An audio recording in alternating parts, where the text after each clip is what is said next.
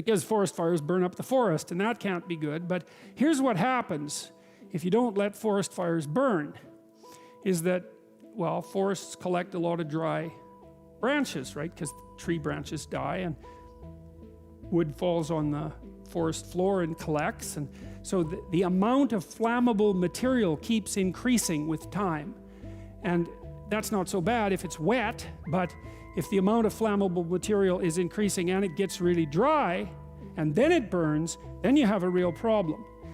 The forest fire can burn so hot that it burns the topsoil right off, in which case you don't have a forest at all anymore, you just have a desert.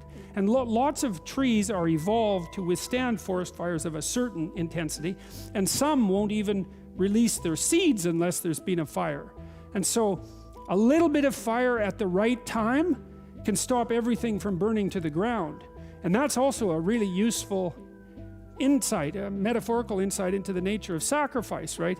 It's also a lot easier to let go of something when you're deciding to let go of it, because you've decided yourself that you're done with that. It's a weak part of you. It needs to disappear.